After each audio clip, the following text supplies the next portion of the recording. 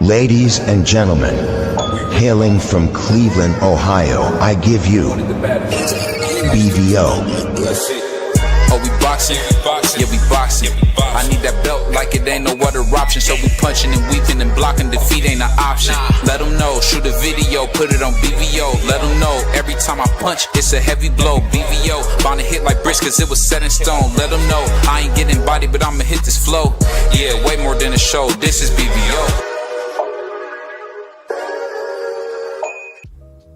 On behalf of BVO Sports TV, we would like to thank our sponsor, Raycon, makers of the Raycon Everyday Earbuds, the perfect model for premium sound with active noise cancellation to block out distractions and transparency mode to keep you aware of your surroundings. They are the ideal for your everyday needs. Just visit RayconGlobal.com. That's RayconGlobal.com and elevate your listening experience. Welcome to BVO Sports TV.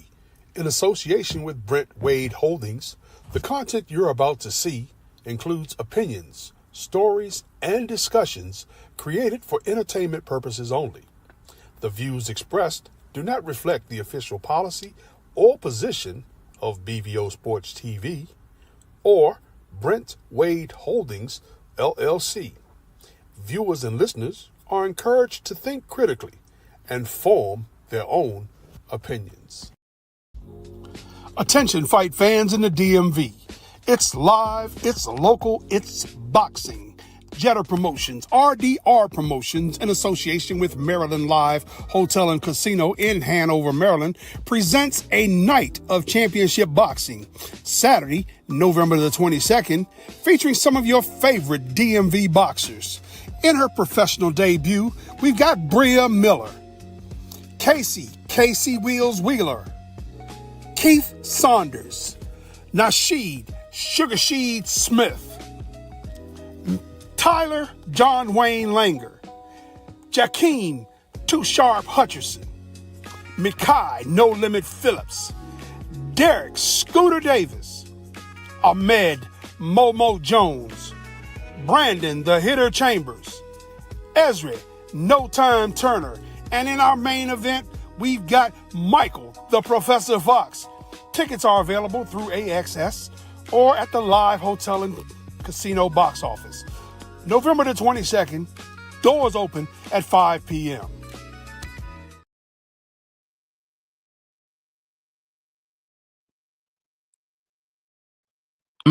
My God, I'm in the house with my guy, King Creed, man. What's going on, man? How you feeling? I'm cool and what's good? What's good, man? I want to talk about just have kind of like open panel, talk some boxing in the comments. And I knew Puerto Rican Free might just be.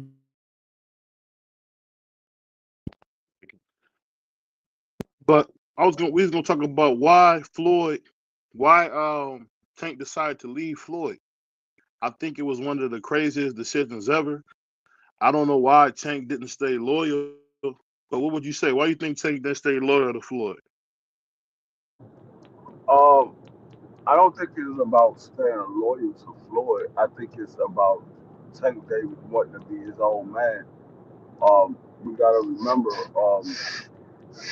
everybody grows up. Tank Davis has been under Floyd Mayweather since he was early in the game. I mean, he came in under AB, and then AB handed him over to Floyd, and he's been under Floyd ever since. So um, he a young man that became a man and wanted to be his own man and not live in the shadows of Floyd Mayweather, because that was the one thing that a lot of people always said about Floyd. He never let Tank Davis have his own shot. And every time they would ask Tank a question, Floyd would be the one that answered.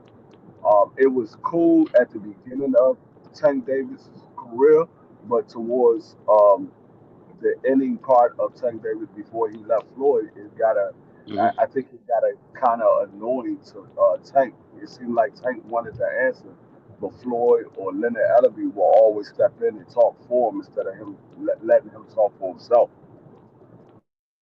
Yeah, I agree with you on that, Free. I'll just say this now. You know this, being a Puerto Rican man, you know how people stick together. Do you think that's why a lot of times we don't see fighters reach their full potential because they always want to be the man instead of working with somebody? What would you say? Um, it all depends on the individual.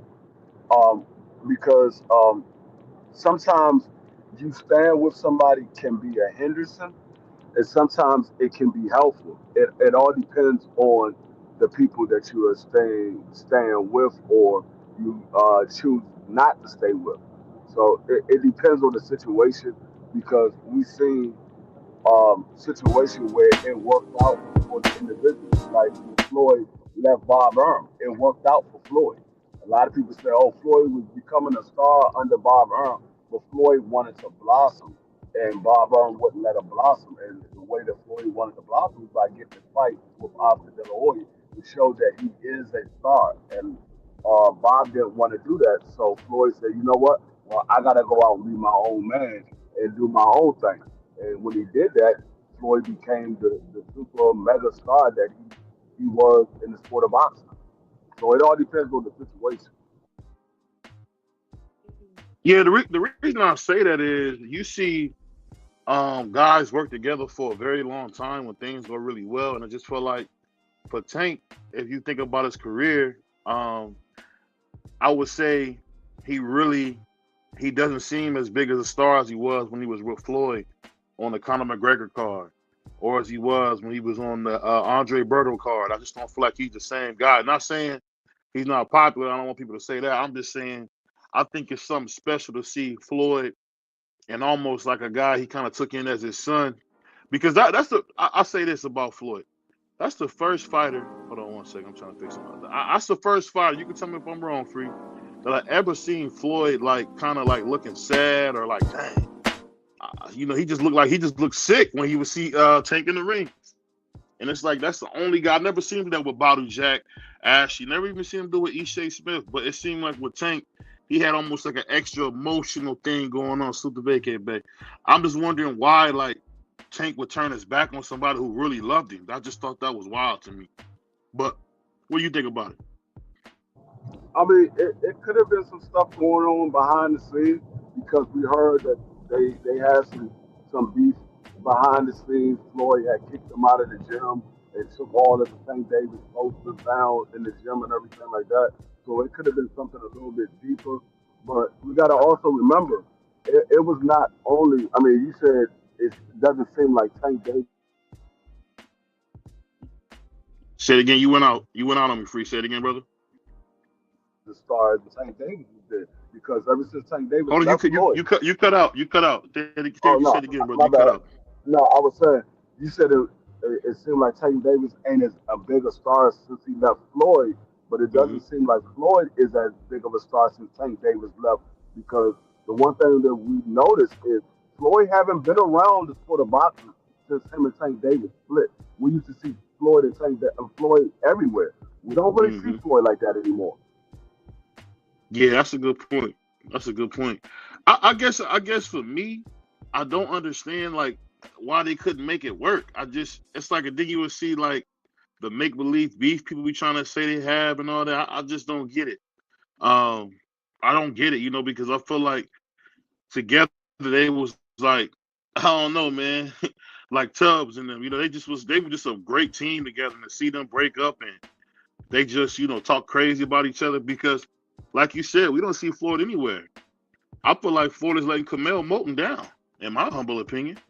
If you look Yeah, at Kamel Moulton, he's not getting nearly the shine that he got, that Tank Davis got. Never, not even close.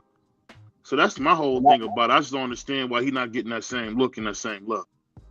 and that's the reason why I said it wasn't only Floyd that made Tank Davis a star. It was Tank Davis himself. Because if it was Floyd, all of these Hmm. other guys that he had would have been stars. He could have made Moulton a star. He could have made Rolly a superstar. He could have made Hatchet a star. It had to do with the fact that Tank Davis was going out there handling the business. Yeah, Floyd helped, but it wasn't solely Floyd that made Tank Davis a star. It was Tank Davis himself as well. Yeah, I just think I get what you're saying. I don't want to take away. I ain't trying, like I said, I'm not trying to take away from it. I just thought together, man, they was a hell of a team. I just thought they was a hell of a team, man. So for me, that's just one thing I miss. But even when you think about like Tank's greatest fights, you know, Mario Barrios fight, because I felt like that was the time we got to see what really was going on with your boy, and we could see, you know, him actually trying in the fight. But let me ask you this: we got my brother Prize in here. Yeah. What you think, Prize? What you think about Floyd? Tank turning his back on Floyd. Say that again. I said, what you think about Tank kind of turning his back on Floyd? Was that good, bad, or different in your opinion? I think he outgrew Floyd. If How anything, you outgrow the biggest nigga in the world? I mean, like as far as like business wise, like sometimes in business you outgrow like the people you started with, and he wanted to take control of his career. So, you know, I mean, it seemed like, I mean, he made some money, but I mean, Yeah. right now he's just in a twilight zone that he can't get out of. So he Yeah, I mean, lost out on the big payday. So we got yeah, I kind to. of agree with what Price said because Tank Davis had made more money being on his own than he ever did with Floyd Mayweather. Yeah. Like Tank Davis wasn't You getting think? paid like that when he was under Floyd. He was getting paid, but he wasn't getting paid nowhere near the amount of money he's getting paid now. Not even close. Yeah, I I agree thought the with that. Conor McGregor fight was one of the biggest fights in boxing history. So that's what I mean. Yeah, Conor I McGregor was don't one of know. the biggest fights, but Tank Davis didn't get paid off of that fight. That was Right. Floyd and Conor McGregor. I'm talking about all I'm saying, Free, is just the fact that he was even on that card. That's a hell Yeah, of a no, look. that's great for the exposure, but we talking about revenue. Yeah, you can have the exposure, but if you ain't generating no revenue, what's good at the exposure? Hmm. You can Right. have the exposure all day long with no revenue. I mean, I know a lot of people that's on YouTube that's not monetized. Yes, they got a lot of views, but they ain't monetized. So it's Right. no Yeah. point of having the exposure if you ain't making no money. Yeah. And I'll tell you this about YouTube. I learned it's never the money that you thought it would be. Not starting out. It definitely ain't. Because I'm working on getting a team behind the scenes on some stuff. Now I got a little help from some sponsors, but going into that, you know, it's not just about tanking this. I'm just wondering, like, and I kind of want to go to a deeper conversation. Why do you think it's so hard for black men to work together? And I think that the tank Floyd situation is a great example. It's like you can never have a young black guy and an older black guy work together without some type of strife or tension. And I just think it sucks. I think it sucks for the sport as a whole when we got brothers that can't even come together and get millions and millions of dollars together. It's just, I mean, because I hear what you're saying, Free, but I'm gonna just be honest. I don't think nobody seriously would say they look at Tank the same way they did when. I'm not talking about us as fans, as hardcore fans. I'm talking about casual fans. Because what does Jake Paul always say about Tank, Floyd's son?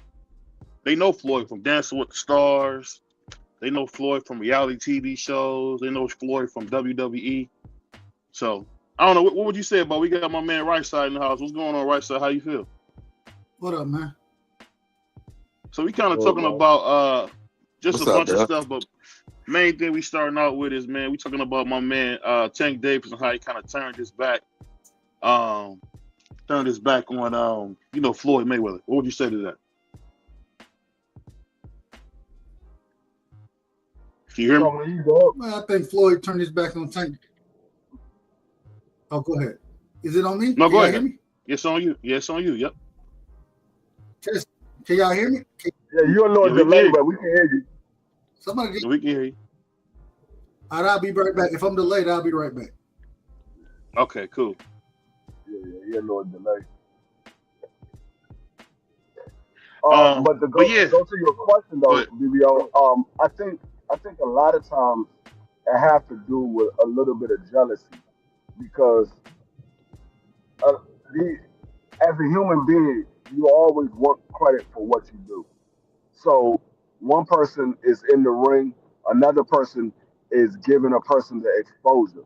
Both of these guys want credit, and if sometimes that can get in the way of people working together because they feel like, okay, you overshadowing my credit or you overshadowing my credit.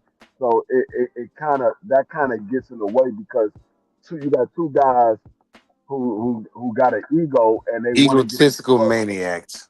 Yep. Yeah, they want the credit for what they're doing, rightfully so, because mhm, what they're doing is bringing a lot of eyes and bringing a lot of money to their bank account, to their brand.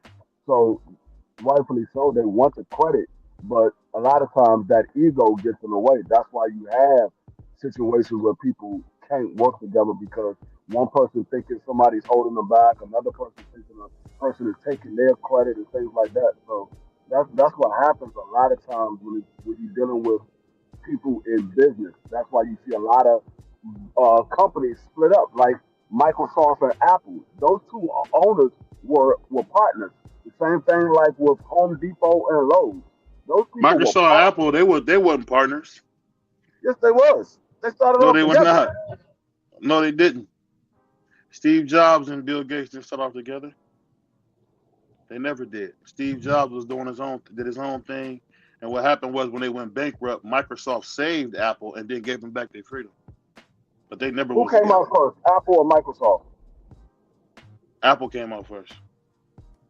Yeah, you don't remember them Well, old Apple computers when we was in yeah, school?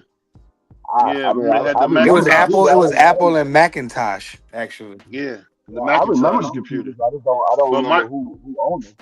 but Microsoft came a little bit after. It used to be called a company called IBM that Bill Gates Oh, that's what founded. it was. IBM. And That's what from it was. IBM. IBM, he started what you know today as Microsoft. Yeah. But anyway, like I said, well, Home Depot and Lowe's, like I said, they was partners, and I know they was partners. They was partners, and they split up and started their own business. That's why No, if if you you look at no, they were that's another separate business because the guy who started Home no, Depot, Arthur Blank, I know this for a fact because I know this for a fact too. I used to work at Home Depot. my cousin used to be a regional manager So was for I. North So America. so was So I he was so for he College was from Park. here. He was from I'll say he did Ohio. I'll say Ohio to Maine, and his floor and No, his they and his they and his were they were territory they were stopped. business His partners his when they. territory stopped just right over Florida. But They but they I'll were say this: business partners when they started. if you saying it like this what I would say. If you saying it like when the Dodge brothers when they decided to leave Ford, when they left the Ford Motor Company, the Dodge brothers wanted to start their own thing. If you saying something like that, I can get with that. But I just want to make sure we're giving them good information. But go ahead. They can't work together because people always want to take the credit from the other one. That's why they can't work together. Good point. It's just what it is. I mean, people always gonna have envy. They're gonna have jealousy, and that's the reason why they can't work together. And I mean, it doesn't always be like that, but that's the reason why it happens more times than not. Is because somebody's either jealous or somebody is envy of the other one, so they end up not working together. So let me ask you this, and salute to my brother Insane, man. Shout out to the Salute to all the treetops. brothers on the chat. Salute to all the brothers on the panel. Salute. Hey, Yeah, salute, Steph, salute. Real quick. Hold on. Can I say this? go ahead. I want to ask Free real quick. Are you saying that in Tank situation, because I think it's a little different with Tank as far as Mhm. the envy and those type of things go. I think it's more the head individual as far as Floyd went at that time. He was the one who was somewhat in envy of Tank. No, Um, it wasn't to Tank or Floyd. He asked the question of why people can't work together. Why it always seems like brothers can't work but together. I was trying to compare it back to the topic. No, I mean I was just trying to compare it back to the topic. I think Tank and Floyd it was something a little deeper than that. I think for one I think Tank Davis wanted to be his own man and didn't want to live behind the shadows of Floyd. But I also think it was something a little bit deeper behind the scenes going on between Tank and Floyd. Yeah, Yeah, I can feel that. Definitely right about that. But go ahead, Doug. I was gonna say, I think that at some point in time, hey, any person can supersede because at that current moment in time when Tank and Floyd was, we watched Floyd more or less take over Tank career, and as fans we criticized it, right? We was like, man, you ain't fighting nobody. You ain't doing what we ask you to do. You know what I'm saying? We think you may be the goods, but we need to see you in the ring. And you're letting Floyd talk for you every time we turn around. We don't even know what you believe. And so it became a point where we were like, and I think Tank kind of got to the point where he kind of felt the same way, where, I need to take over my own stuff. You know what I'm saying? I need to do my own thing. My problem is ain't nothing changed. Even when he moved from Floyd, ain't nothing changed. Yeah, And no, so, something changed. Something changed dramatically. Something changed dramatically. Go ahead. The thing that changed with Tank Davis dramatically when he took over his own career is he started making a whole lot more money than he was making when he was with Floyd. He's making a lot more money since he's been on his own than he was making when he was under Floyd. So that was the thing. Yeah, you might have wanted to see the sport, him fighting other people. Tank Davis looking at the money revenue. I got a lot more money now that I'm on my own. I was getting a mil, 2 mil, maybe $3 million a fight. Now I'm getting 10, 15, sometimes even 20 or $30 million a fight. He's making a lot more money.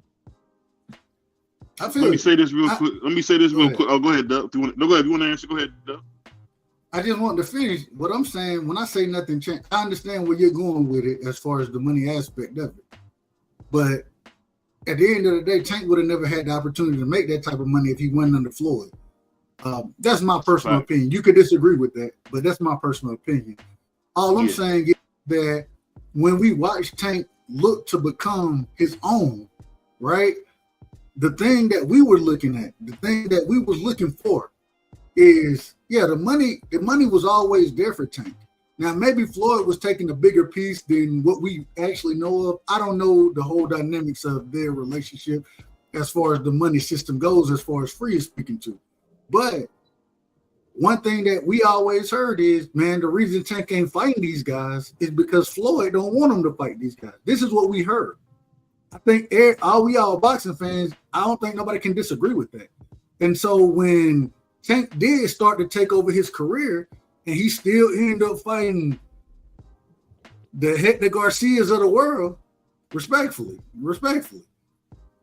It still wasn't, nothing really changed. The nigga still fighting subpar fighters, right? And maybe he making more money. Maybe you're right about that, Free. Like I said, I'm not in touch with that piece of it. I ain't behind the scenes, but I know what my eyes look at. And the nigga wasn't fighting no damn body. Shout out to Andrew Baby in the building, man. Shout out to Dank Father. Shout out to Vacay Bay in the building. Man, much love. Squad is back. But let me say this. I'm gonna bring Prize and Insane on this. But let me ask you this, Insane. And the reason I brought up this topic in general, it goes to a broader point. And I'm trying to kind of get an idea of why you think blacks have such a hard time with either passing the torch, you could say that with Floyd, or there's a hard time of accepting leadership from someone. Why do you think that is, Insane? Can you hear me? You crispy, my brother. Okay, cool. I had just got a call. So the thing is, I think with Tank Davis, I think their whole. Want to hear the question I asked you? I heard enough of it. Oh, okay. So pretty much the thing is, this is what I believe is Tank Davis. I think their whole agenda was just to make as much money as possible by looking over, you know what I'm saying, Tank's flaws in the ring by his size and things like that. And I don't believe he was looking for legacy because he come from a impoverished area, right? And like Floyd would say, you can't eat trophies or you can't eat titles or you can't eat legacies, but you can feed your kids with checks. So the thing is, coming behind Floyd Mayweather, he built him up behind the same plans that he was under Well, not the same ones because he actually fought somebody, but the same spotlight because Floyd was giving him that cachet that he had as one being the best. But to me, it was just a whole money thing, and I'm not mad at his career. If he was to stop boxing today, he did what he was supposed to do in the eyes of him, himself, and his family.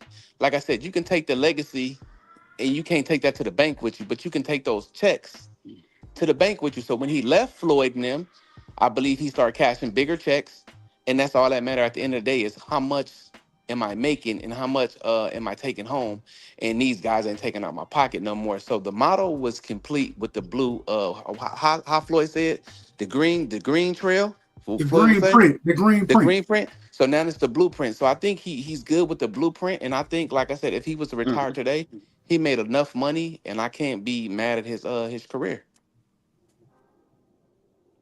Mhm. Yeah, I agree with that. Go ahead, Prime. What you got on that, man? On that same question. Yeah, I don't really care about that kid like that no more. I'm tired of talking about him. I mean, good for him and his money. He ain't the only nigga with money. Um, I mean, that's it. I don't care to talk about him ever again until he competes for real. Till That's then, a, that's a handle fact. Yeah. That's a handle fact. your yeah, handle your business with your baby moms and all them biddies and all that. Just go do that, then come back and then we can talk about you. Until then, I don't give a F about no Javante Tank Davis. I don't care about his money because I got money. So what? Who cares if he got more money than me? I can still get some of the same stuff, so it doesn't matter. He ain't the only person with money. Bud Crawford got money. So what? Can I ask a Like, question? Let me ask a question real quick. How we end up talking about Tank tonight? well, BBO loves Tank. No, but this was about, man. Well, I'll kind of get into it with what I thought. So I read this book, and it basically was talking about how we build wealth in America. And one of the things I noticed is it basically was talking about how the Italians they use the fire station to kind of help build that wealth. Then you looked at they had the Irish that came to this country. They used the police force to kind of make that same kind of money to make the money. And then you seen a lot of Jewish people get into what you call civil service work. And I was thinking to myself, the overwhelming thing, because really, it's not even about boxing. I'll probably change the title, man. It's just about I don't understand how every community can work together but ours. I mean, there's been a discerned effort by the Jewish community to make sure if you say anything offensive about them, in their opinion, that they're going to do what they can to ruin you. And I'm saying you can say whatever you want about somebody black and nothing ever happens. I've actually seen a white young lady did a whole interview where she was in blackface and like making fun of black women. BBO, And for me, BBO, you know the craziest thing? what's that? You say this on a regular basis, right? Right. Why does everything have to be about race? And then you make a show and you make it about race. Because I think this is a the thing beautiful that all show. the thing. Go ahead. I think it's a beautiful show, and I think it's a beautiful topic, and I think this is something that we all need to cook upon because a lot of people don't get this message across, and a lot of people are scared to touch on these messages. But it's actually what's going on in our community because the biggest threat to the black community is the black community itself. The thing is, we don't have any more leaders no more, and people are taking these paychecks and standing in front of us and standing.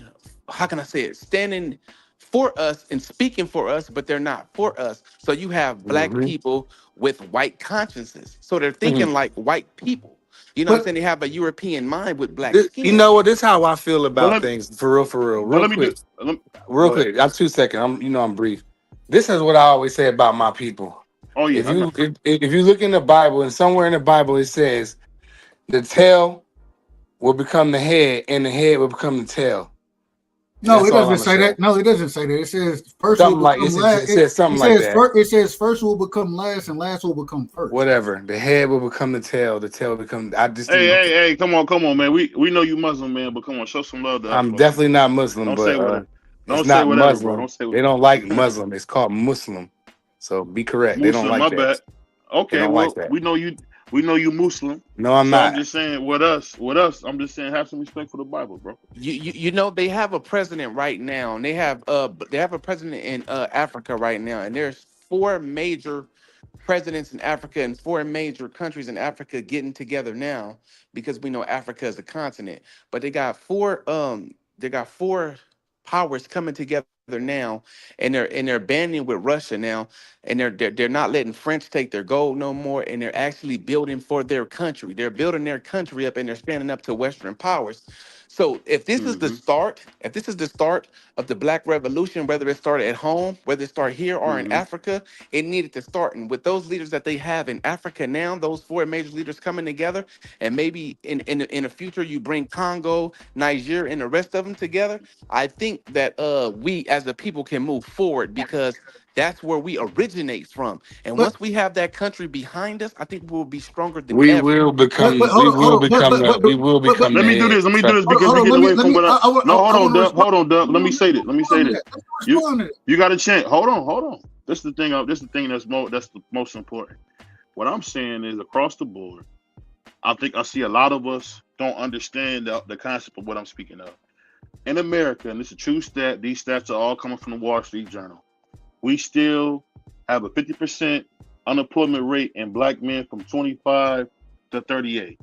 We got that's a 50%. That's half. So one in 2 Black men don't have a job. Then on top of that, we're seeing some of the lowest literacy rates in the last 30 years. We haven't seen literacy rates this low since 1988. So it's getting worse.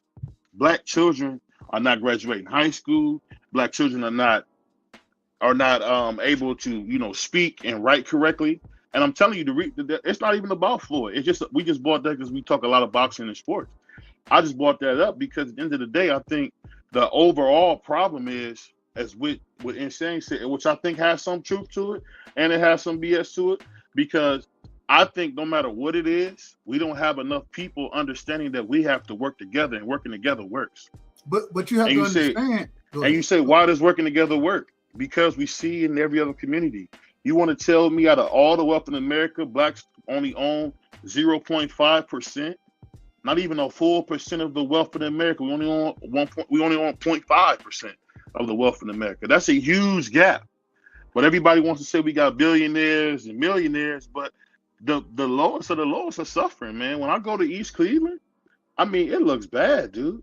Dudes is bad out there. But this is the thing, BBO, going to an insane point.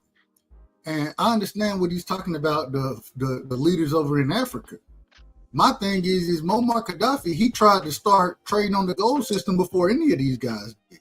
And what did they do? They took that brother out. They said this man was a war criminal when he was never a war criminal, right? And this is the United States that did this. And so what I'm speaking on is whatever they're doing over in Africa, it's not going to come affect us first. It's not going to affect the Black man in America. It's not going to affect us like that. The reason it's not is because we're still under this. So we have to understand that what they're doing there is something totally different than what we're going to have to do here. It's something totally different.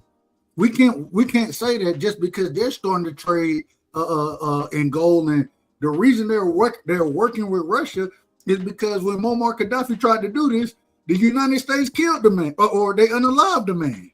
They unalived him and claimed that he was a war criminal when if you go listen to any documentation or anything like that, go listen to Muammar Gaddafi and how people report on him. He said that he was gonna make sure that all his people had housing in Libya. They were gonna have housing before he would house his parents.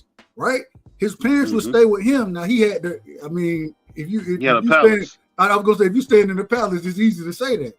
But even to say that, you're saying, well, I'm gonna make sure everybody is housed in this country before I buy a house for my parents. His son is coming into power. Say it again. His son is coming into power. But his son should have never had to come into power. They killed this man because of Barack Obama. We gotta be careful. We gotta be careful when we say K word.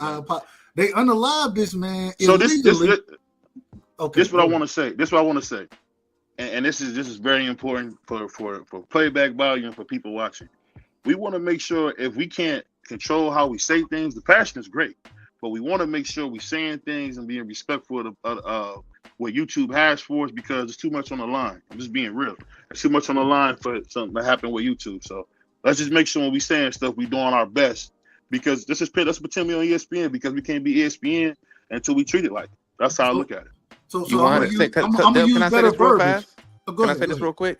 Go ahead. See, the thing is with what you said was, and what I disagree with is, you say it won't affect us here in America, what they do out there in Africa, but yet it will, because some people need to see it to achieve it. If I see you doing it and I see the change in you, then that will change the minds of others. All you need to see is someone doing it, not sitting up there marching and protesting and talking about doing it, but actually physically doing it. And what they're doing is doing it. I don't want to see black people in the street no more and preaching like that. We need to make things happen. They are actually offering in Kemet, in these other places in Africa, free visas for us to become citizens of Africa to come home. Not in Kemet, definitely not in Kemet. But I said they Kenya. are doing Not in it. Kemet. I said Kenya. Oh, you said I thought you Kenya. said Kemet. My bad. I said thought you Kenya. Kemet. So I didn't say Kenya, Kemet. I said Kenya. Kenya and Ghana. You know what I'm saying? Right. I agree with that piece. I agree. But my So- thing is this.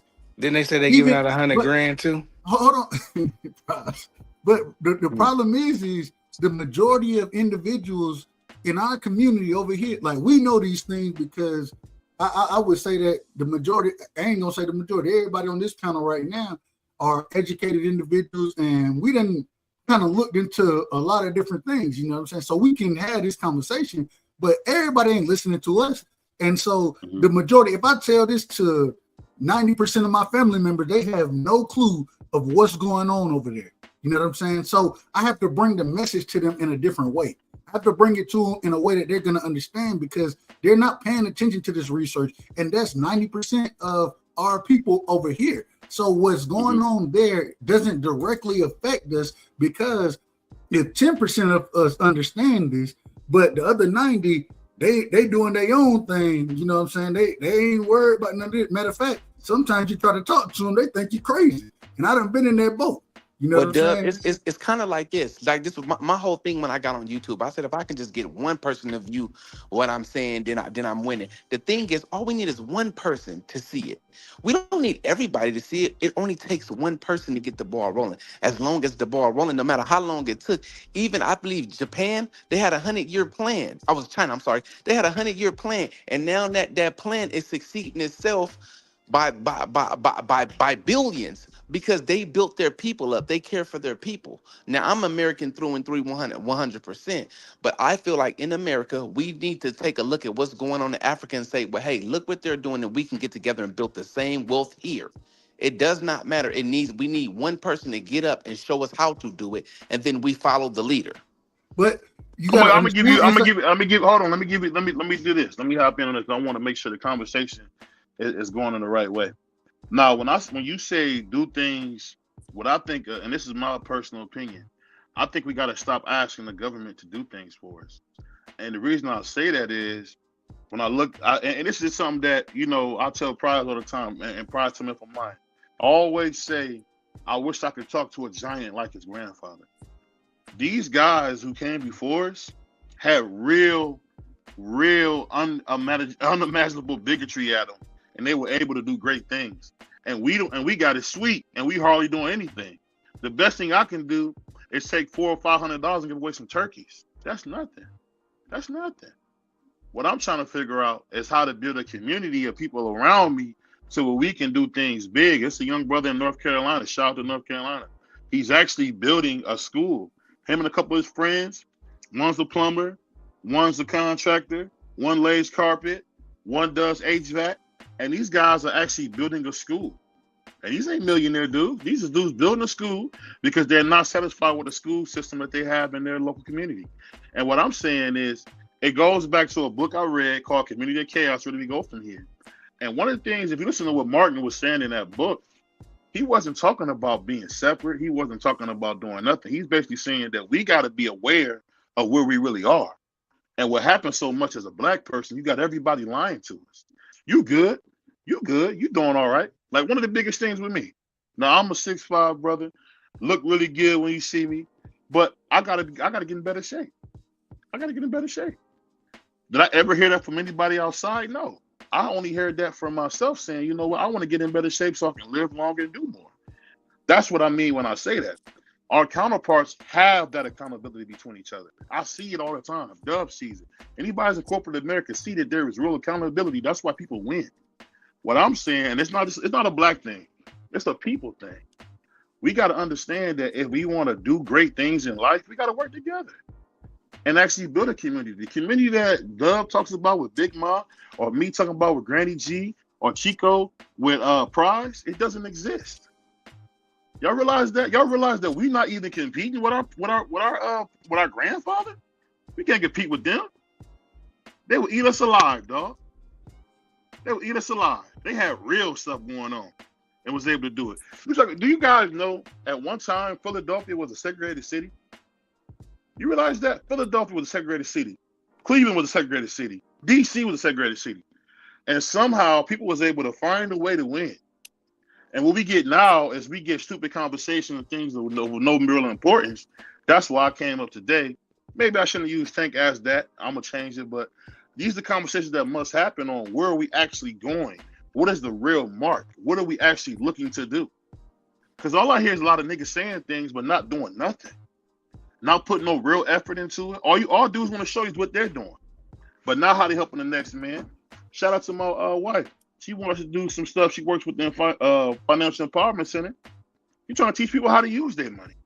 Because one thing about black people, they know how to get that cheese, but they don't know how to spend it. Just like BBO. Why does BBO have 30 pairs of shoes? For what? Because BBO was poor and felt like, hey, I deserve it. Why is BBO buying shoes all the time now? Because BBO is being wasteful. But see, we don't have those conversations with ourselves. You see what I'm saying? Prized by shoes because I work and I wanna enjoy my stuff. Bump all that. And I get what you're saying, but that's why a lot of people don't be able to do the things they could do because they don't feel like there's something bigger than themselves that they're working towards. Just like when Insane spoke about. China had a 120-year plan. They're probably on year 80 of it. But because the collective said we're better together than we are apart, that they actually are building into what they always wanted to do. So that's all I'm saying. I'm saying we don't ever have these conversations about how we can grow together. We always talk about with this person, oh, I got Gucci, oh, I got Louis. But what are you actually doing to improve the community that you say you love?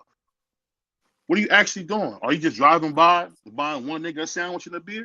No. Or are you actually trying to find something to do? So what you do is, and I'll speak directly from my situation, you affect the youth. You know what I'm saying?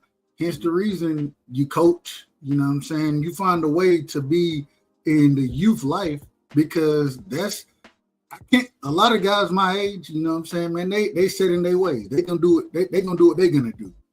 But if I can bring that same mindset to the next generation, then I can start to affect change. It may not be immediately, but like Insane said, if we look at this as a long-term project, then who do we have to affect? We have to affect the youth. And so being in their lives, showing up for them, you know what I'm saying, being a part of whatever situation they got going on, regardless of how it looked, us being there as black men speaking to the young black ones, you know what I'm saying, the young black kids, that's that 100-year plan that China was talking about. They didn't start that, last point, they didn't start that plan speaking to the 40 and 50-year-olds. They started it speaking to the 5, 6, 7-year-olds. That's what that 100-year plan. And if I can get that 5, 6, 7-year-old to get to the age 20, 21, have financial literacy, and then be able to pass that back down, that's when we start to affect change. You know what I mean? If I can interject here, then this is where let Free go before you go. Let Free go before you go. Let Free go. I might forget. Hold on. Let Free go before you go. All right. You gotta hold on to it. Go ahead, Free. Puerto Rican Free, you there? Hey, Insane. Yeah, no, always write it down. Write it down. I got a notepad right here, so I write my. So if I end up getting cut off, I can write it down, and I'll still be able to come back to it. Respect. Yeah. What I was going to say is what Dub is saying is correct, because like right now we're so brainwashed to think a certain way because they created this environment of diversion. So the only way that you can change that, you gotta talk to the youth and have their train of thought differently. Because right now, the people that grew up in our generation, we got brainwashed to think a certain way. And some people have the ability to have their own thoughts, but some people don't have that ability. They are easily influenced. So the way you change that is you go to the youth and you change the way of them thinking. You don't make you open their mind to a whole different outlook. Because right now, if we keep it the way it is, it's just going to be more of what's going on right now. So yeah, the only way you can make the change is by talking to the next generation and the next generation and the next generation. That's how you change the process. Because right now, everybody is brought up under the train of thought that our parents had, under the train of thought that their parents had. So we all got brainwashed to be conditioned the way we are now. Go ahead, Insane. Okay, and that's a great fact that you said too. But the thing is this, and this is where it starts now with black people, right? We have to stop being selfish, bro, and we have to start putting this plan. We got to start putting this plan in motion, right? And to understand in the back of my mind, I'm not gonna be here to see this plan play out. So I have to stop being selfish with myself and everybody else and say, you know what? I need to sacrifice and put this plan forward and understand that, knowing that I'm not gonna be here when this all plays out, just knowing it's gonna work out for the best. A lot of us are selfish. You get what I'm saying? A lot of black people are selfish and for self. Once we get that hatred out of our heart, and once we start loving each other, then we can put the plan in motion. The thing is to stop disliking each other, sabotaging each other and things like that. But once we can get past that, then the plan can fall in motion. Once you understand that it's not about you, it's about your future, bro. And get out your own way, because the plan has to start now. If you want it to happen within 100 years, you have to start now. And you have to understand you got to give your all to it, knowing you're not gonna see it at the end, but knowing that it's gonna all play out. This is what the Bill Gates and things like that. He took his great grandfather's plans, which took his father's plans, which took his father's plan, knowing that it went down the line of their family tree, and they succeeded at the end of what they wanted to accomplish, and that's what we need to do as a people. If I explained that the right way, sorry. And I'll say this. I think you guys are making some great points. The main thing I'll say is this. When I look at people, I think people understand plans start with understanding who you are in life. And I don't know, I hate to be biblical for some people, but some of us are David. And I think a lot of us think we're Solomon. And we're not. We're not. You're not going to be the one to build the temple. You're not going to be the one to get the adoration. You might be the one who put the stick in the mud. You might be the one who did the shoveling. My aunt Talitha, God rest her soul, she came in from Arkansas with nothing, man. The woman didn't even know how to drive. She worked hard in kitchens all around Cleveland, worked at one of the biggest restaurants in Cleveland, and became the right-hand man to the owner. And guess what? Helped raise the owner's son that took over the business and position she had, and never said a word about it. I think the thing is, and you guys can tell me if I'm wrong, and I'm gonna ask a question after I say this, but how can we understand, and what Insane said is true, how can we understand that we have more work to do than just what we see in front of us? So I ask you guys this. Do you guys see in the next 5 years that we can have some improvement, or do you guys think we're gonna be worse off in 5 years? Well, wait a minute. What you guys say? Well, hold on. I want to. You utilized an analogy, and you said some of us are Solomon, some of us are David, right? Correct. Well, what you have to understand, David, correct me if I'm wrong, David was a son of Solomon. Correct me if I'm wrong. Oh, excuse me. No, Solomon was wrong. a son of David. Solomon was a son of David. Excuse me. I said it backwards. Yep. David was looked at as a warrior king. You know what I'm saying? Solomon was looked at as more of the knowledgeable individual, but they both had flaws, right? And so the reason I want to break that point down is because it doesn't matter exactly what your lane is. Who knows what you've dealt with in the past? That's not what it's about. What you done already did, man, you can only live today. I can't live for yesterday. I got to live for today and the future. And so regardless of what it is, and I think it goes directly to what you're saying, how people look at it differently. Some individual gonna look, man, hey man, I'm going out this, man, I'm boring out here. Others, man, I'm the knowledgeable. Well, it's a place for both people. It's a place for both. It goes into as long as you're trying to help and impart knowledge, that's where the beauty in all of it comes. Answering your question, 5 years from now, I don't think anything's going to change. I think things will be worse 5 years from now, me personally. The reason I think things will be worse is because the music and the influences that are currently out here. But I can't worry about 5 years. I have to worry about 10, 15, 20, 30, 100 years from now. I can't. 5 years is a very small time frame. Y'all, 5 years ago, y'all didn't expect it. 5 years went like this. It went like that for us. You know what I'm saying? So now imparting on the youth, and everybody brings something different. I ain't got to bring the same thing that Insane talk about, the same thing Free talk about, the same thing Prize talk about, the same thing BVO talk about. I don't have to talk about any of that. I can bring something different, but y'all have it just as valuable of a place as I do, because y'all have a different perspective. But us imparting that knowledge and showing, okay, this is where things are moving. One of the things I tell my son, I always tell this dude, I'm like, bro, I know, hey, the last thing you can listen to is drill music. Oh, hey, you can't listen to none of that. And the reason you can't is because that's going to mess your mind up. It messes your mind up. And they done found ways to attack us as people.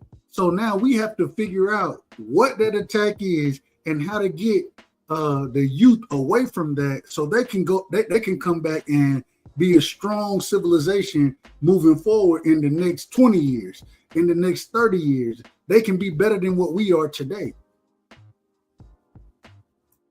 If I can segue into that right there, I think we're actually better than we were 5 years ago, because now we're seeing now, and this is only what I can speak of in the California network and things around surrounding California.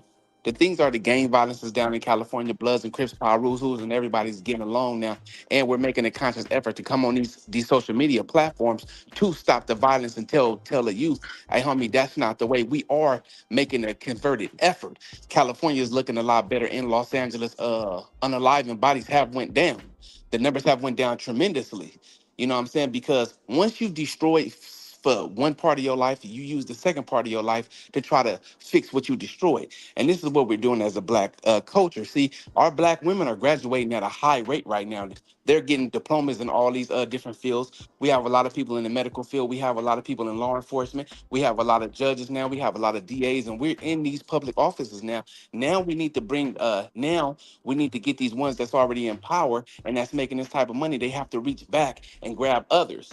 We have to move forward. But Insane, this is moving forward is sometimes, and we're gonna disagree on this point. I already know we are, but you just brought up something. Even though, and I agree with you, we have Black women now graduating at a higher level, a higher clip.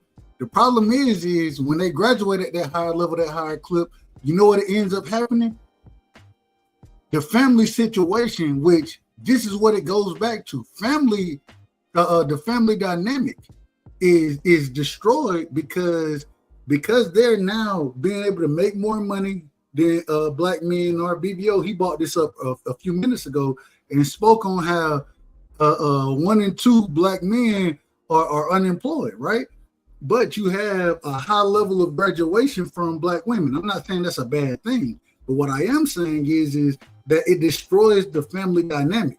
And the family dynamic is what keeps civilizations intact and in order. This is what you teach from. You teach from the family dynamic. And so you need a man to be in order and responsible and to be able to provide, so you can allow. And this is the worst thing about where we live at now is that it don't always work that way. I ain't even gonna say always work that way. Let me change how I say this.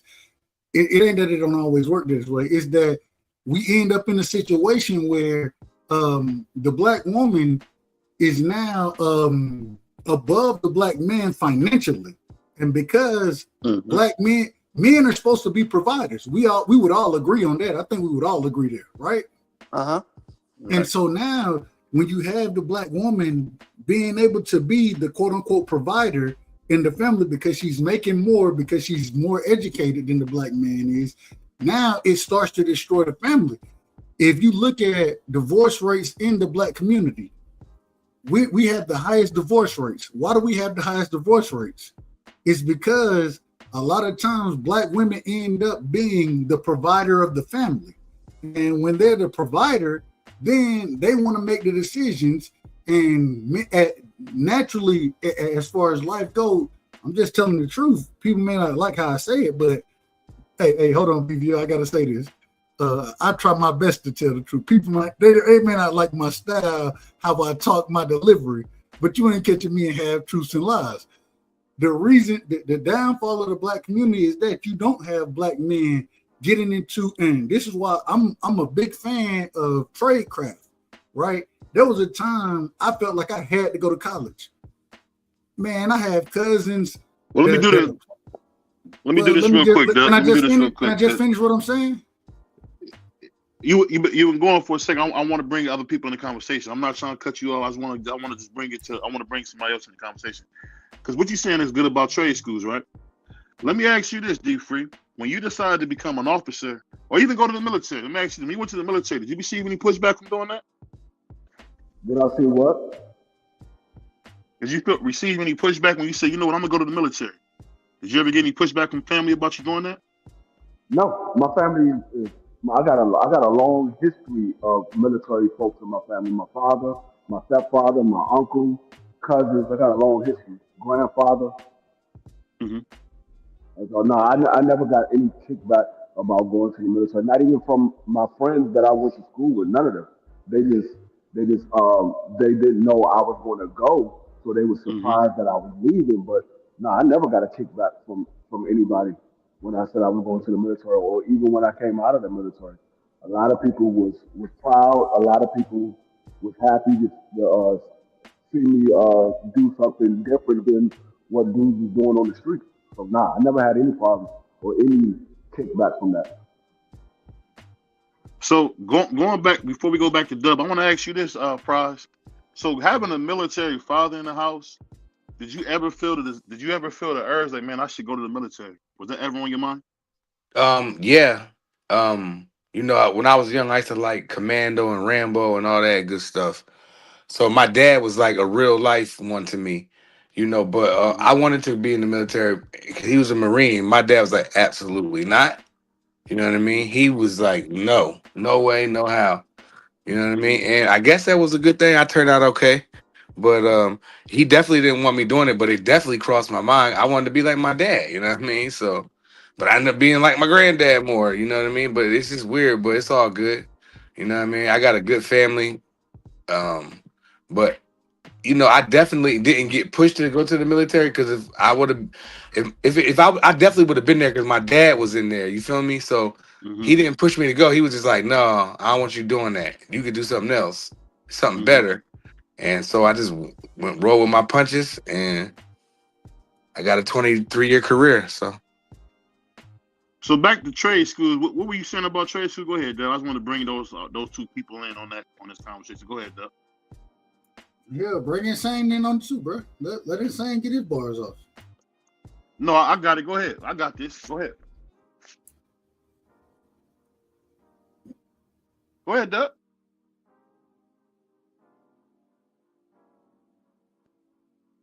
You not talking, Dub, or what's going on? What happened?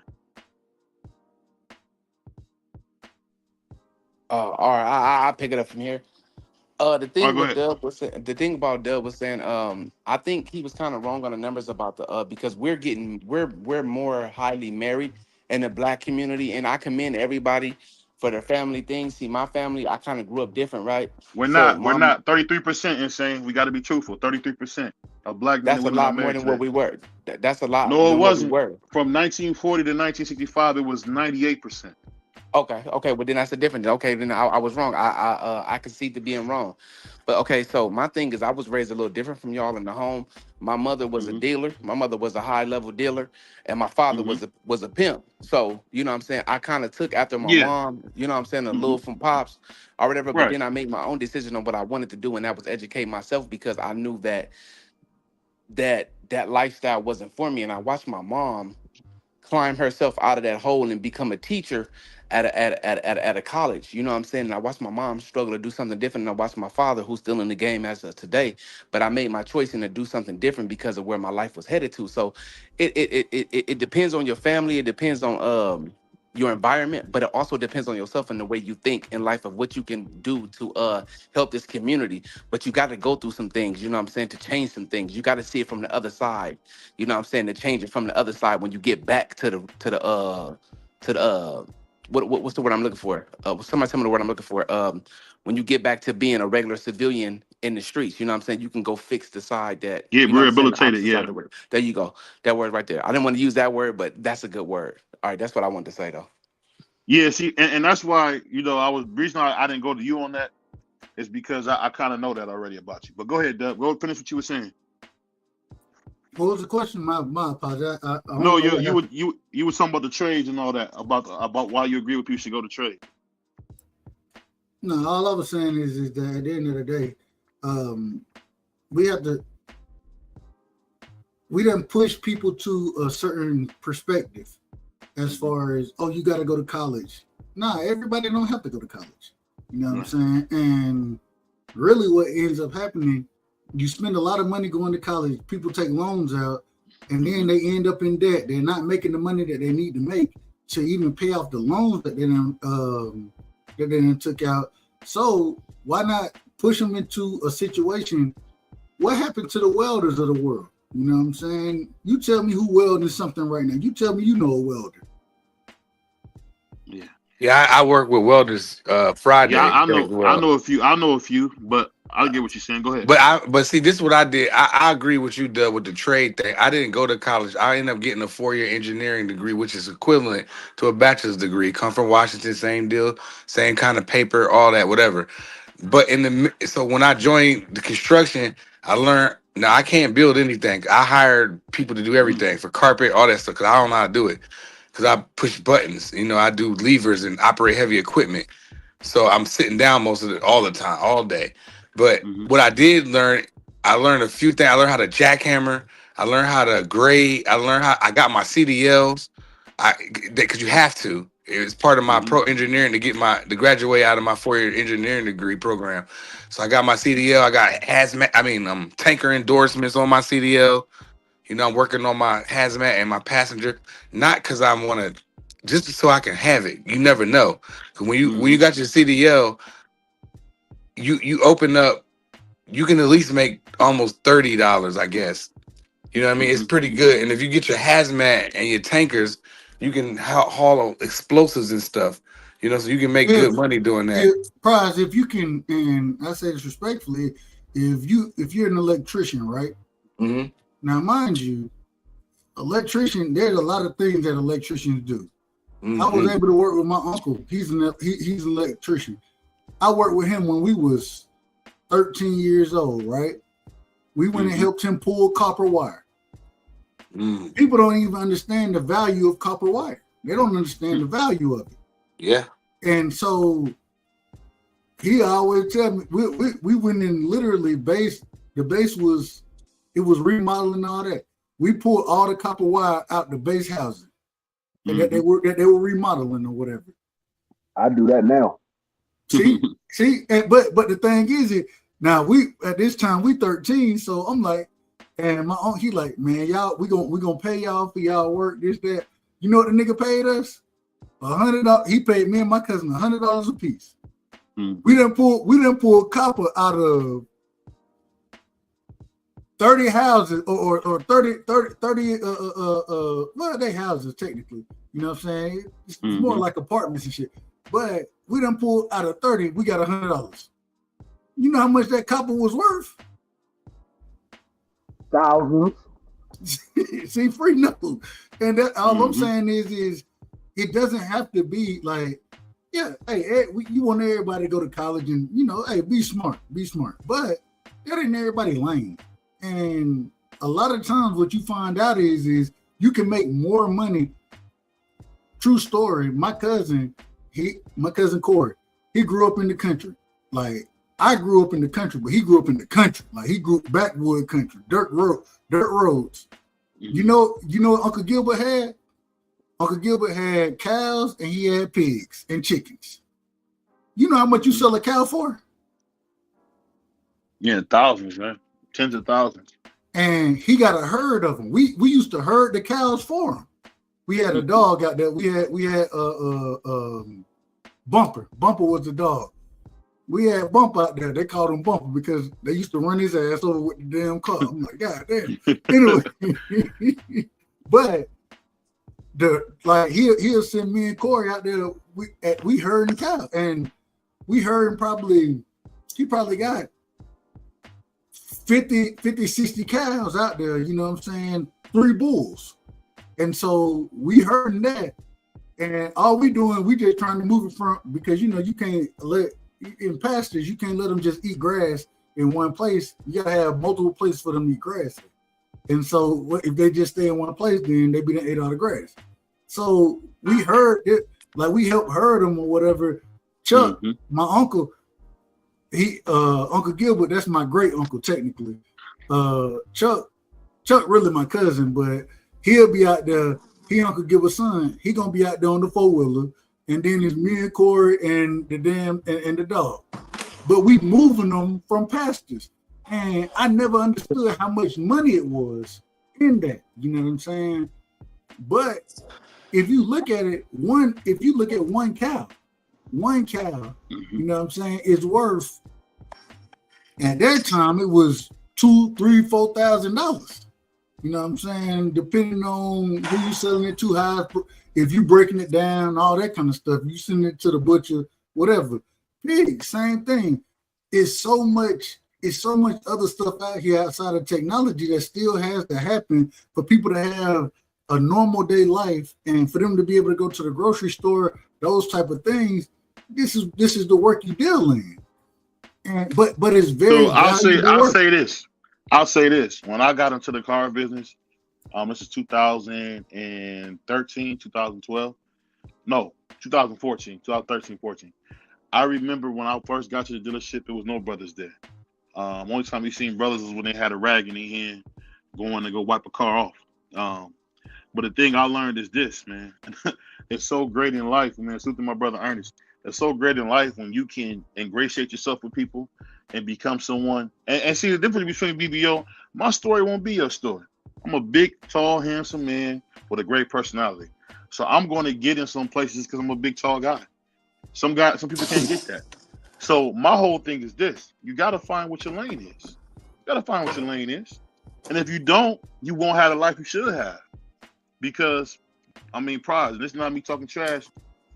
You can tell when I'm around that I carry myself a certain way, so I could present a certain a way to people. Am I wrong, Prize? Yes or no? No, 100%. And that's not something that I got naturally. That's something I worked on, reading about Magic Johnson. Understanding what does Magic really do? You know what Magic said he does? He's a philanthropist. Me. No. You know what Magic said? He said people like me. People want me around. People want me around. And don't get me wrong, having the great Dr. Buss helped him, having somebody that he that loved him, that was young and showed him the game. But this is what I'm saying.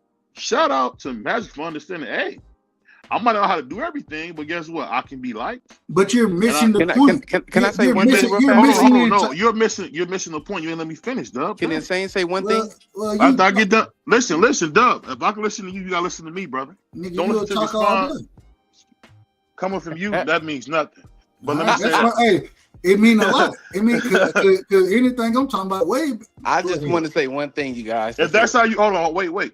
If that's how you feel, good for you. But I'm not gonna go on no bush league stuff with you. All I say is this: the most important thing is finding your niche and making sure that you can get into it. Prime example: I went from selling cars to being a sales manager. Then from there, I was a desk manager. Then from being a desk manager, I was in finance. Now I'm in the big leagues. I'm working as a semi-sales manager. Well, we selling semis that sell for 185,000, 200. What is it? A 6-axle dump truck we sold for 300,000, 310,000. Would you tell your daughter to do the same thing that you did? Absolutely, and I'm gonna tell you why I say that. The cool thing about it was when I got into it, it let me know I didn't need as much education as I ended up getting, from working, because it was just about the people business, and you're gonna learn along the way if you're smart. And for instance, when we were talking about, I don't know if you guys are familiar with the tariffs. So in my industry, tariffs are a big deal because I think it was November 1st, the tariffs went into action. So when we build something that's not stateside, a lot of trucks are built in Mexico, a lot of trucks are built in Canada. So if you're not stateside, there's going to be a 25% tariff on your truck. And the reason that tariff is so important is because it raises the base price of the truck, right? And what happens when you get used to paying for a certain price? The manufacturer's never going to bring that back down. Never. So it's going to always have that tariff price in it. Everything is always going to be what I would call, and they get mad at me for saying this at work, it's always going to have that extra gouge to it because they're never going to lower prices. They're always going to try to get more out of it. And the reason I say this so cool is because when I went to Detroit, shout out to the Freightliner store. We went to the Freightliner store. They build, I don't know if you guys know, with Cummins and Detroit Power. Both of these engines are built right here in America in Detroit. And we seen the factory where they were built. And you can order a truck and we can do the specs on the truck. And you can actually see your truck come down the line. And the cool reason, I said all to say this, when I went into that meeting I just went to, there were no black faces. There were none. Only black face you seen was doing security or the person that bought us our lunch. What I'm saying is this: relationships are king. More people got to understand that, hey, if I got good relationships, this is for guys from me like the ghetto who ain't the smartest guys in the world. If you can build a good relationship with people, treat people right, it can take you to the moon.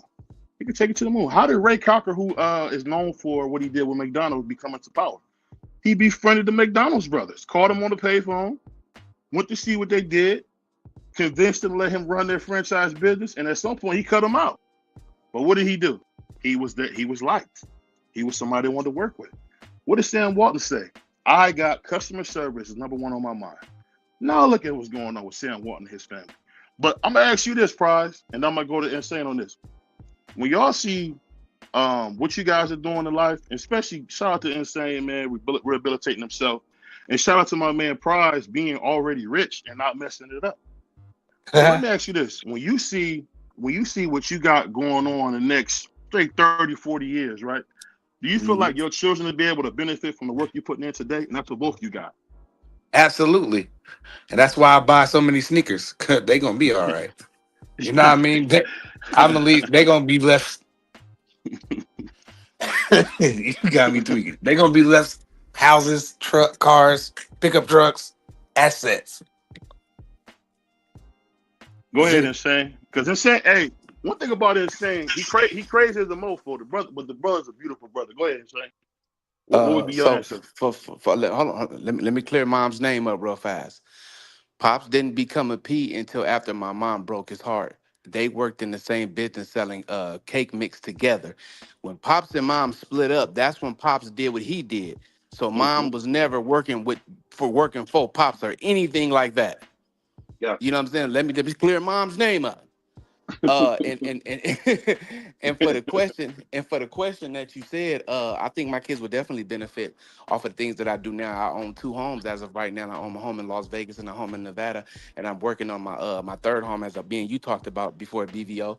Right. I married a great woman who decided to take the business that I was in, flip the money, and we're buying houses now. She's a professor at a Las Vegas college, and she runs a hospital in the daytime. So, and we're putting together business and steady buying properties as well. So I think my hard work when I was in the streets is paying off, because it's paying off even now. You know what I'm saying? Because I'm reaping the benefits of it, and my children will reap the benefits of it. And we believe in what you call insurance, which a lot of people don't have, afterlife insurance. So if you're out here and you in the streets, you in the business world, whatever, get as many insurance policies on yourself as you can, because one thing is for sure and 2 things for certain. You're gonna go. But when you do leave, make sure to have them policies put up to where your family benefits off of your life. You get what I'm saying? Get a trust, get everything tied in, and let your trust pay everything else out and stack up on as many properties as you can. That's all I got on that. What would you say, Brother Free? And then we're gonna go to Dub. What's the question, Joe? Do you think the hard work that you put in, do you think your children in the next 10, 20 years will be able to benefit from the work that you put in? Oh, most definitely. My kids will benefit. My kids benefit from my hard work now, um, based off of the things that I showed them throughout life. I showed my sons how to be a man, how to handle their business. I showed my daughters how to carry themselves as a young lady. But all of the work that I've done, Mm-hmm. I got a lot of my legacy is going to make sure that my kids are straight. The things that I leave behind, like the company that I'm a vice president of right now. My Mm-hmm. insurance policy with the company that I with that I helped build to where we are now. I started with this company when it was only 2 months old. They only had seven Salute, Joe. employees. They Go only ahead. had 7 employees at the time. I helped Mm-hmm. build the company to what it is now. I have partner share in this company. So as this Mm-hmm. company grows, my pocket grows.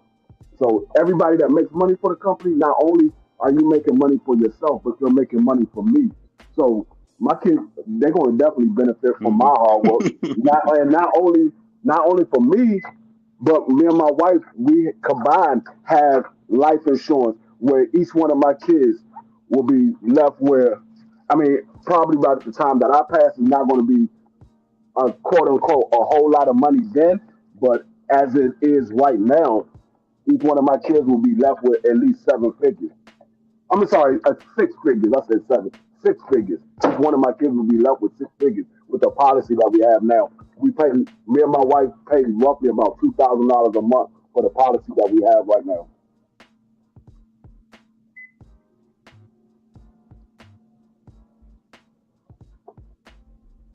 Hey, so Them policies hey, important. I'll say this though. Yeah, especially something like whole life insurance, things of that nature. I don't think people realize that's a big deal. But I'll say this, man. I'll say this. This is important. What do you guys think as far as when we talk about growing and community? Do you think that jealousy sometimes hurt people a lot? So to my brother John becoming a member, because I feel like sometimes whenever we dealing with each other, whether it's any man, any woman, do you think jealousy hurts us? Because I see a lot of people be jealous of one another instead of working together. You think that's a problem? Most definitely, that's a problem because jealousy is nothing but a distraction.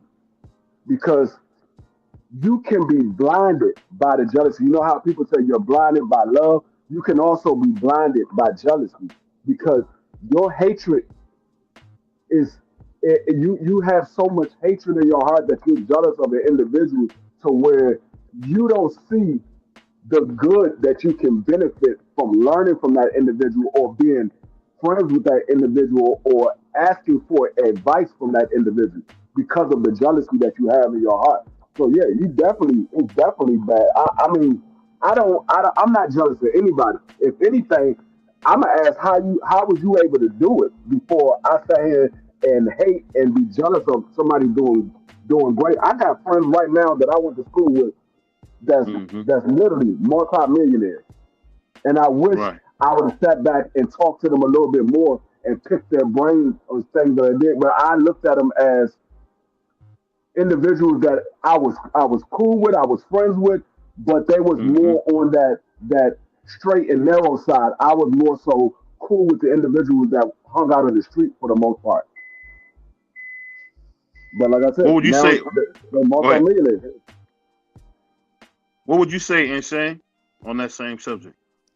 Okay, on that same subject, let me end the window this way. Mom's Mm-hmm. told me like this before when I was knee deep in the street. She said, "Son, check this out." Mm-hmm. She said, "We won't know who gon' we won't know who unalived you because you beefing with so many people. Get with that person and see what y'all got in common and see what type of friendships y'all build." I've been good ever since I took her advice, right? So the thing was, dudes was jealous of me. I had jealousy Mm-hmm. in my heart for those dudes, whether it be one thing or another, not of what they had, but maybe whether it was social standard, social You know what I'm saying? How they was looked at in the streets, if they had a bigger rep than me, wherever it was. I learned how to put that to the side. You know what I'm saying? And be a man and come with that person and build relationships and build bridges and build bonds. And those are the same thing that saved my life on so many occasions. So if you out there and you funking with folks, get it together, because what you beefing about ain't really had nothing to do with you. It happened 20 years or way before you was born.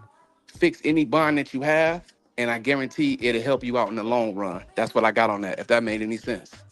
That was perfect. That was perfect. That brother been at home reading. Shout out to Insane. I like Insane. Y'all see when he came? He was just being the crazy Ricky, going crazy. Now he in here dropping knowledge. Shout out to my brother Insane. We love this kid, man. But let me read this comment real quick. My man said, let's stand about it. Hold on, let's talk about it. 414. He said, I don't think it's jealousy per se. I think it's some competition when it becomes jealousy.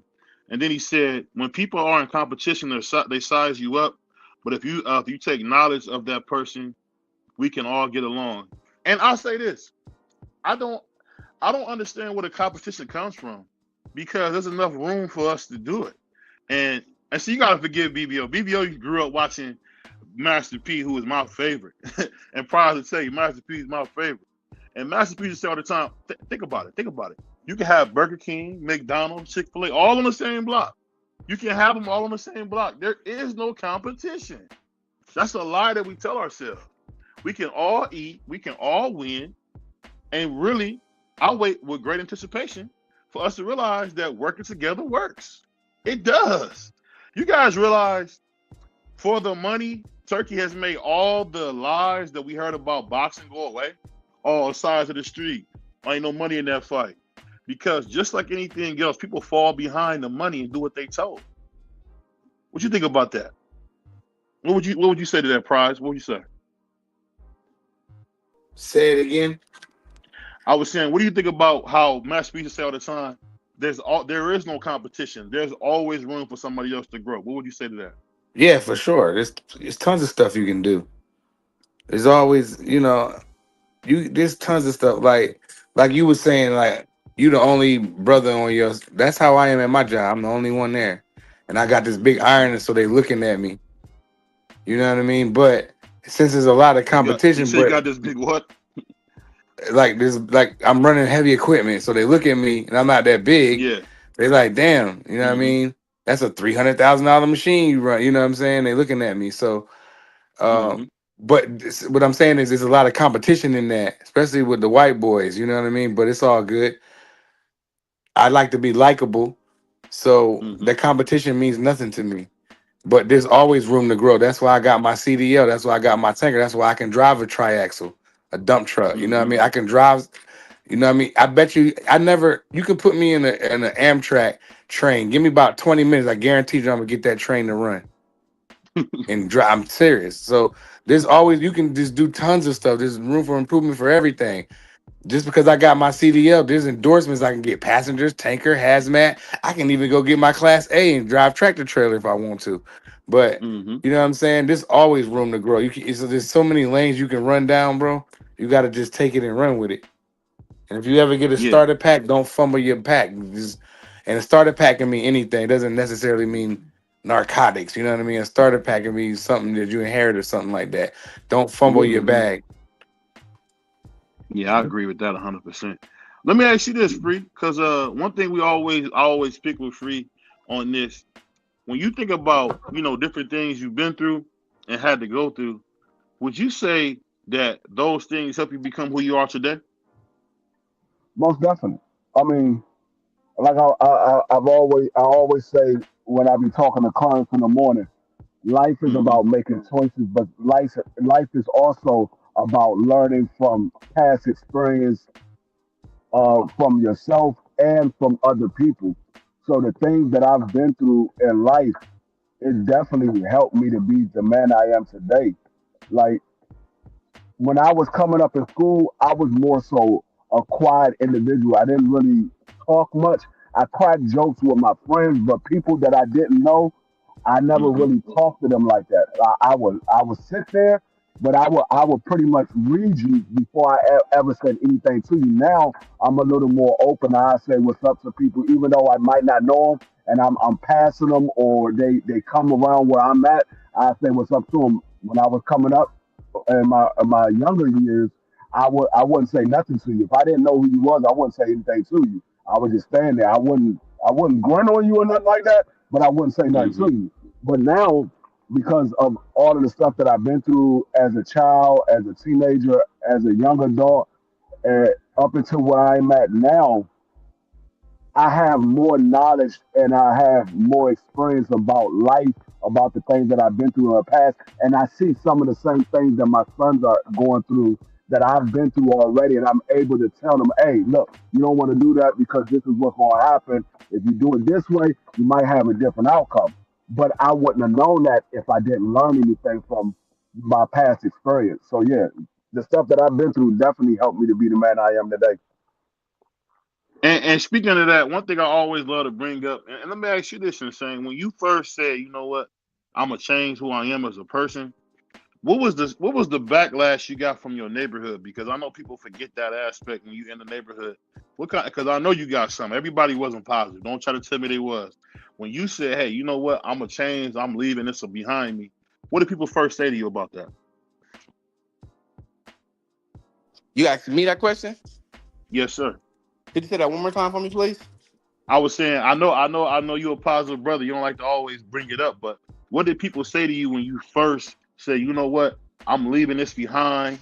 I'm tired of. I can never compete with the red side. Let me stop what I'm doing and get back to being a civilian. How did you feel when you got that initial backlash? What did Well, that do for you? let me break this all the way down. See, I'm from the city of Long Beach, so there's no red side there. It's No, all no, blue I'm just side talking about there. in general. I know, Okay. but I'm just saying in general. This is Okay. general. Well, the thing Yeah. was this. My homies didn't have a problem with me walking away because what did it for me was when I got caught and I went down for the 3 counts of high level D trafficking. Right. So me Mm-hmm. going down for that, you know what I'm saying, and me keeping it solid the way I did with me and my homeboy, you know what I'm saying, I got out and I'm looking and I'm like, man, I'm about to be, you know what I'm saying, 32 years old, bro. Like, this ain't getting me nowhere. You know what I'm saying? I got enough money put up, but this could have been a life sentence if my boy didn't do what he did and took it for us. You know what I'm saying? And, Yeah. you know, just imagine where it went if we didn't have the money to buy the lawyers, to do this and do that, right? So, Mm-hmm. when I got out, you know what I'm saying, and I told the P, like, look, you know what, I'm done with that situation. I'm gonna try something better, you know what I'm saying? But the door was always Mm-hmm. open for me, right? But me just leaving out, you know, it was nothing but praise because I got a lot of homies that's not here and doing life in Mm-hmm. prison. So they Right. thing was keep going and live life for us because we lost ours. Mm-hmm. I'm sorry about that. And live life for us because we lost ours.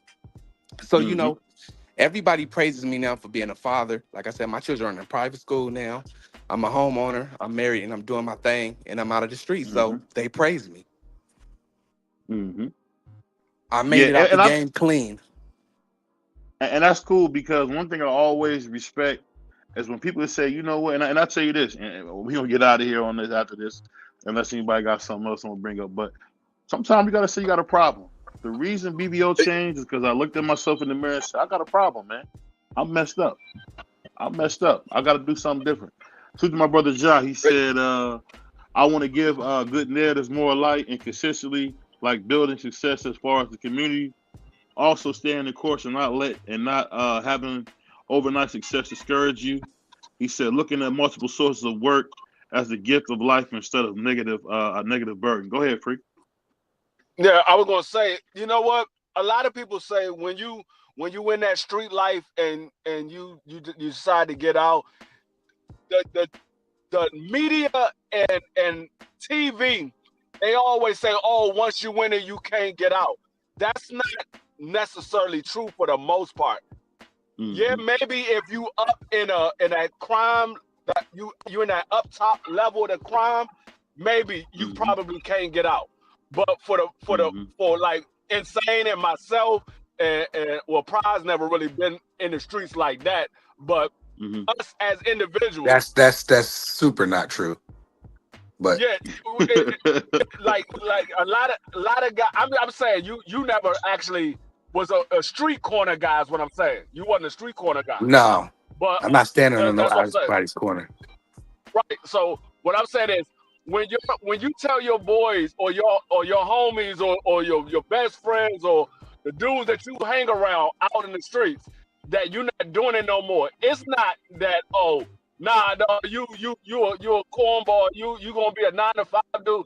Nah, a lot of times those dudes are congratulating you and giving you confidence to get out of the streets. That's why I say the media and the news and all that, they want to make it seem like the people in the streets are holding you back. A lot of times they be forcing you to get out of the street, especially if they see the potential in you. They don't want you in the streets because they know that you good enough to make it out. So they pushing you forward to make it out. I never had nobody that clown me about doing anything. Like I said, when I decided to do law enforcement, that wasn't my idea. That came from my brother and a couple of the dudes that I used to hang with. They were like, dog, you the only dude around here that never been locked up. Won't you do law enforcement? I was like, man, stop playing with me. They're like, no, we serious. Won't you do law enforcement? They're like, dog, you can let us know when they about to do raids and stuff. I said, dog, I'm not doing all that. You're not going to have me crazy. He's like, no, we just joking about that. But nah, you should do law enforcement. You was in the military. You one of these dudes that don't get in trouble like that. You might get off the streets and go do law enforcement. They was the one that encouraged me to do that. That wasn't something that I decided on my own. I ain't gonna lie, BBO was super close to becoming a firefighter. I was gonna take the test, but then after I got done and passed the written test, we said if somebody burning up, you got to go back and get them. BBO said, no, this ain't for me. And can I segue off of that real fast? Go Can I ahead. segue off that? See, and what he said is 100% correct, because when the older homies see you, our older homies, what we did in Long Beach, if they seen the young homies and we can hoop or we can go play football, they encouraging us to do that. They catch us in the hood, hanging out. They, you know what I'm saying? Y'all got to get up out of here. Y'all get up out of here. I got a lot of homies that's police officers, and things like that. Like I said, the neighborhoods and the dynamics of the hood is changing, and a lot of people are happy that these dudes are getting up out of their lifestyle. Now, see, I'm still who I am from over there, but I just choose not to be over there, and I choose to be over here living my life the right way. You know what I'm saying? Taking care of my responsibilities. You know what I mean? And That's why I anybody that got can, up North Carolina. an- That's why I got up out of anybody there. and anybody that can find their way up out of a situation like that, you know what I'm saying, and succeed in life without having a rat jacket on their name or anything like that, big salutes to you. You know what I'm saying? Because That's huge. Say it again. Say it again, because that's huge, man. About to that not red lead a jacket. game being a rat or anything like that, or had no schmut on their name, and they can they can just leave clean, that's actually a good And you thing. I know what learned else is priceless? That I can actually go back, because I ain't got none of that on my name, all that stuff you named. So I can actually go back to my neighborhood and it's love. right. And I seen a dude right now, he's a billionaire, and he lived the same life that we lived. He just knew how to rap. And once he got out of rap, he made the right relationships with the right people. Now this man is one of the richest men in the world. And that's Yeah. Shout out to Jay-Z. Dr. Jay-Z Dre. ain't did nothing with Dre too, but Jay-Z, I knew he was working them corners, and he did those type of things to get himself up out of his situation. He bettered himself. I sit back and I listen to Jay-Z. I listen to when he be talking to other philanthropists and things like that, when he talked to Warren Buffett, and when he had these conversations, and I listen to it and say, you know what, you can do the same thing too. I took my money and I invested in things that was different. I invested in homes, and I invested in my wife's education for her to become something special. You know what I'm saying? So And I'm that's still huge. working. That's I'm huge. still working today. You know what I'm saying? Living off that same money, but it quadrupled. You know what I'm saying? And that was all I got on that. Look at my brother insane. My man, shout out to Ja. He said, if you don't create no enemies, you didn't become rich. You have a chance to quit, and you're ahead of the perspective. And I say this, I think too many times, man, when you talking about getting in trouble and stuff, people don't understand it. It boils down to this: whatever you doing and it's wrong, man, you're not gonna do well from that. I don't care who you are, man. The best thing to do, get a job, stay out the way. Because I tell you like this, you can ask Big BBO, man, staying in jail ain't cool. Shout out to Mongo Rat.